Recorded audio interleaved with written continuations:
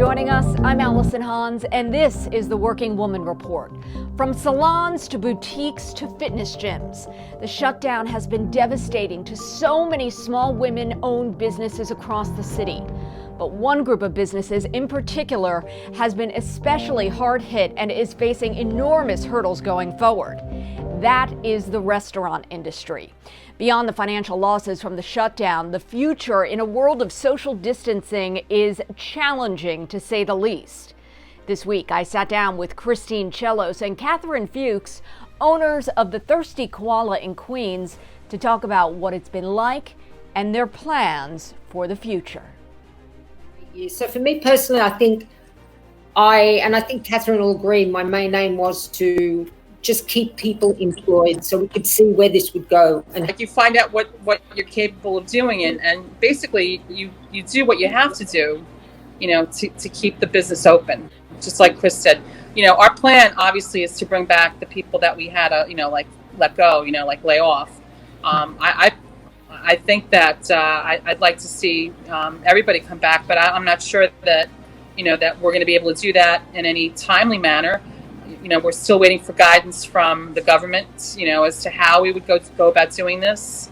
How would we, bring people in? How do you separate people who are going to be sitting across from each other? What kind of, there's no guidance. I think that this business will change, and I would be surprised if people felt comfortable.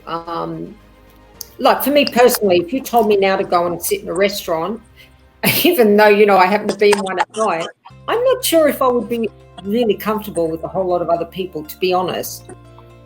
I think that maybe the models will change, maybe until such time as there are things like vaccines or treatments. And again, I think it's a personal thing, how everybody perceives what's going on.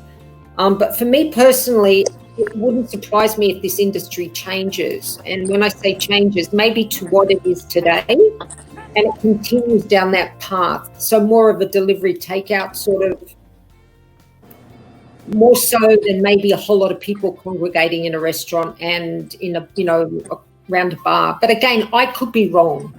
They're just What do you think is going to happen in general to so many restaurants in New York City that are operating on such low cash flows right now, and the PPP hasn't exactly helped everyone?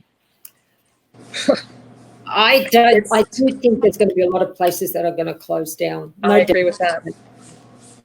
The margins are so slim to begin with, when you're operating in the restaurant business, and if you don't have some kind of help, some kind of injection to keep your business afloat, I can't see how you'd make it, especially in New York City.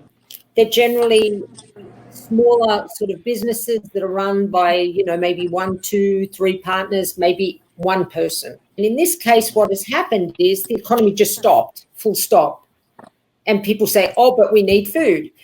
So you basically have had a quarter of your business. Now, there's some pluses to that too, to be really honest, because you can see that you've got a quarter of your business and you are actually, there is some sort of income coming in, and yes, you can pay your kitchen. Now, if you were lucky enough to be publicly funded, or you can go to the stock market and get, you're a big chain or something like that, I think they will survive. And if you were struggling before, I don't think that you're still with us now. I don't think that you were able to continue to move. So anything that chefs are doing, that are, trying to help the situation, well, God bless them for trying. But we've definitely had some fatalities here in the restaurant industry. There were some that probably won't come back. Who are just we're doing what we can. I firmly believe we'll be all right. I think we're going to make it through this personally. But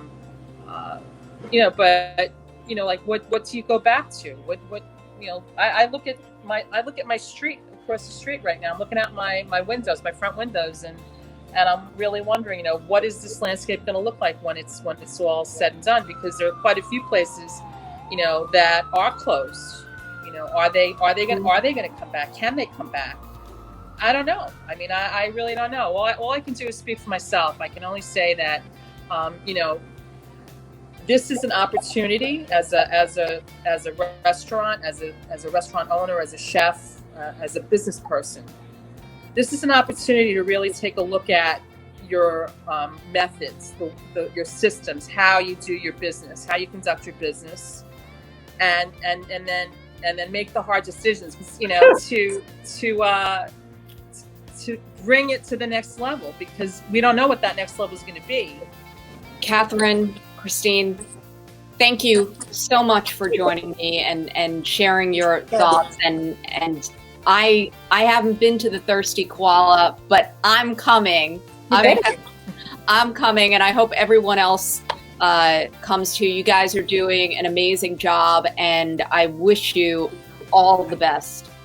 First and foremost, I want to thank Christine and Katherine for their time and such a great conversation. Their restaurant, The Thirsty Koala, is located at 3512 Ditmars Boulevard in Astoria, so definitely check them out. And here is a link to their website, thirstykoala.com. Of course, you can order takeout right now, but another great way to support The Thirsty Koala and other restaurants at this time is to buy a gift card to use in the future. So do that. Also, if you are a small business in the restaurant industry or you're a worker in the industry, there are a number of resources out there right now to help you. The Restaurant Workers Community Foundation website, that is restaurantworkerscf.org, lists just about every restaurant-related COVID-19 emergency link out there. So definitely check the website out, and we will also have a link on our website so you can find it there as well. Our next guest is also digging deep to find a way to survive the crisis. Cate Luzio is the founder and CEO of Luminary, a New York City-based collaboration hub for women. Luzio had to shut down her 15,000 square foot location in March, but she has found a way to bring her community together online. And Cate is joining us today to tell us a little bit about how Luminary is dealing with the crisis. Hi, Cate. Hi. How you doing? I'm doing well, thank you. Good. So when did you shut down? When did you have to shut down? So we hung in there as long as we possibly could. I think our last day was March 20th. We had started to see sort of less and less people coming in over that sort of second week of March. But we hung in there until Governor Cuomo said it's time. But on March 16th, 17th, we knew that was coming. And so we quickly pivoted and put everything online, literally overnight. And when I say everything, you know, we are a community of women, professional women. And so the majority of what we do is not just only providing a space for women to come, but it's all built on programming and content.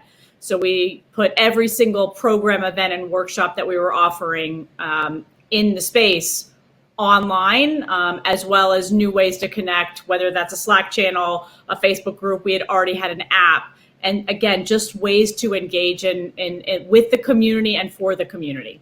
So what are the biggest struggles you're seeing right now with women? So I think there's the emotional component, right? Like, when does this all end? When can I get back to work?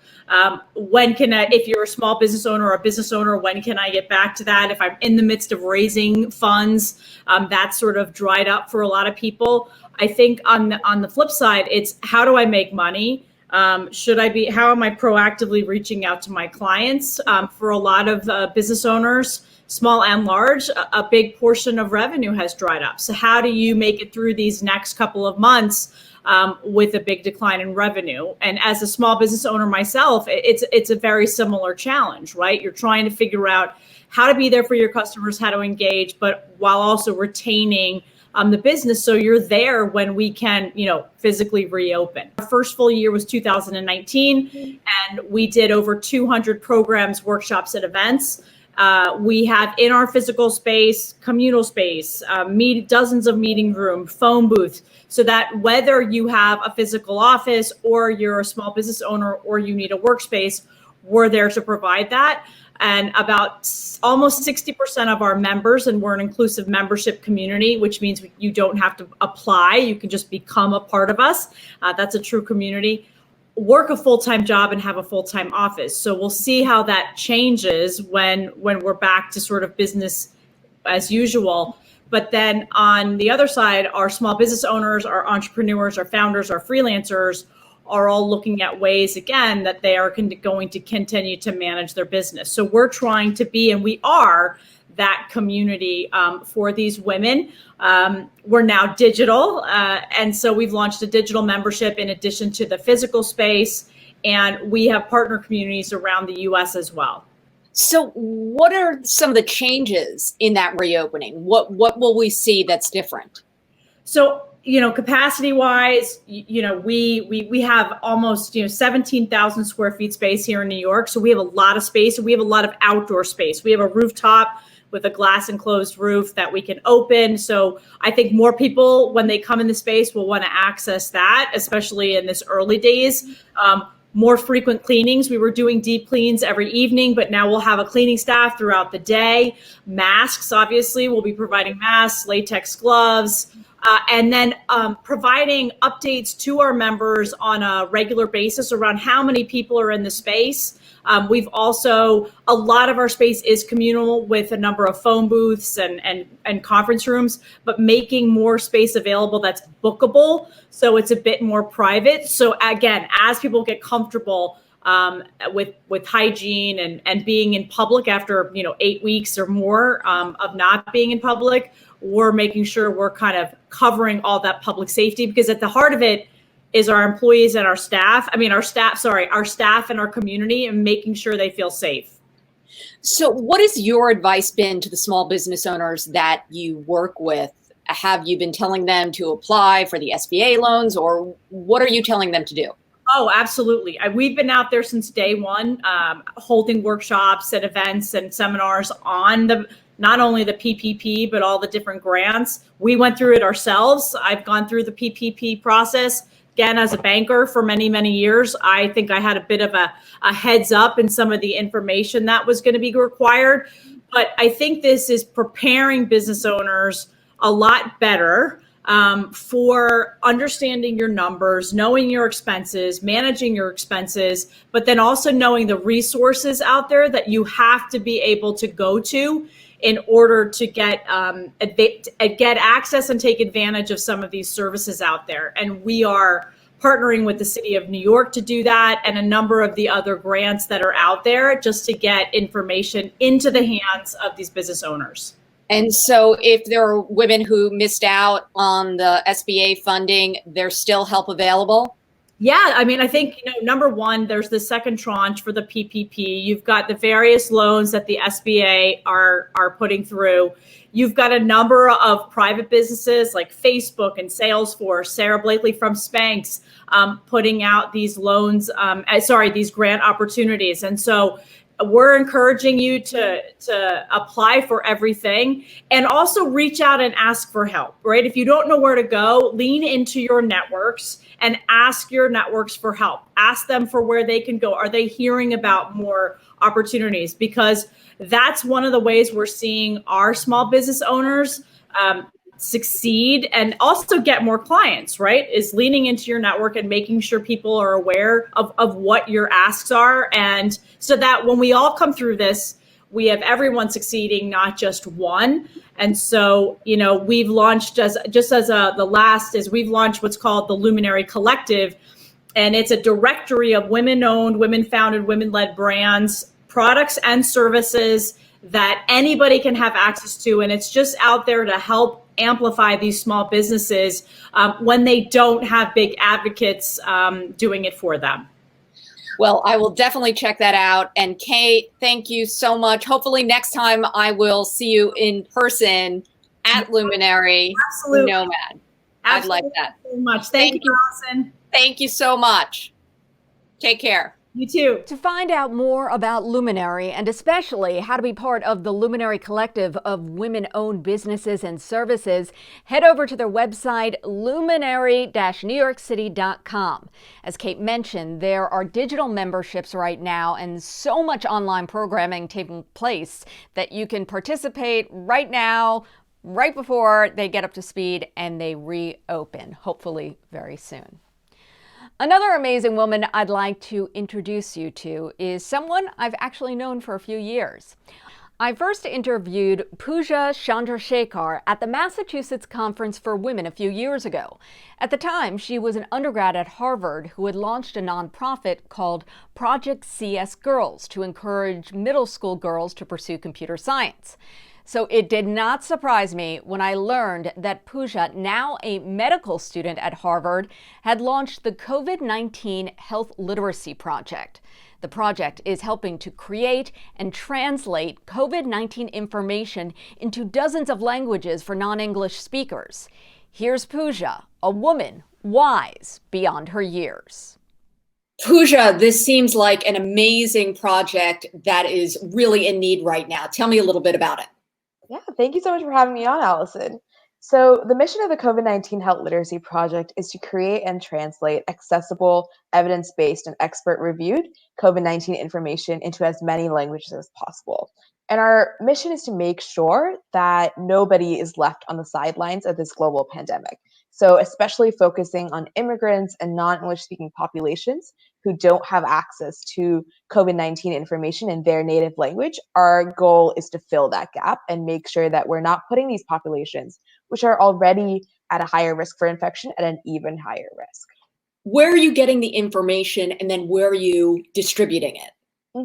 So our information is all based on the evidence that's already out there. So what we do is we look at the information that's released by the CDC or the WHO, take that information and then distill it down, make it more accessible, make it understandable to folks for whom English is not their first language or a language they even speak.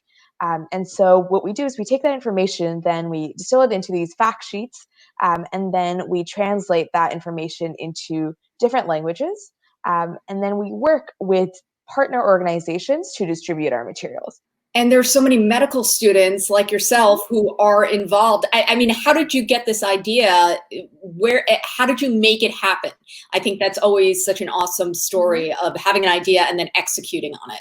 For sure. So, like I said, the idea really came from a need that I saw in the community. And then how to make it happen was very organic, honestly. So I put out a call to action on Twitter, and ended up getting over 300 responses from medical students around the country. So from those responses, ended up building a team of around 175 medical students who collectively represent around 30 institutions and together speak 37 plus languages. So that's really how the team came together. And then the folks on our team first produced the English fact sheets. Then we had a team that translated the English fact sheets to different languages. And then we had a third team that did the design work of putting those translations into the right format and making sure that it's accessible and understandable to different folks with different levels of health literacy and English proficiency. What are examples of some communities maybe having misconceptions regarding COVID-19? Sure. So I think as it relates to this project, a lot of the misconceptions stem from not being able to understand understand the information that you're receiving around COVID-19. So imagine if you're an immigrant who doesn't speak English as their first language, and you're receiving, you're reading information from the CDC or from your state health department about COVID-19. When you don't understand exactly what's being presented to you, what tends to happen is you tend to rely on misinformation. So you tend to rely on these on these online news sources, on these forums, which are often not expert reviewed, which often don't have accurate information about the virus and how it affects us. So you tend to resort to these inaccurate sources of information, and that can actually then, increase your risk for infection, may put you at higher risk because you're not following the proper preventive guidelines, or you're not engaging in the right healthy behaviors, etc.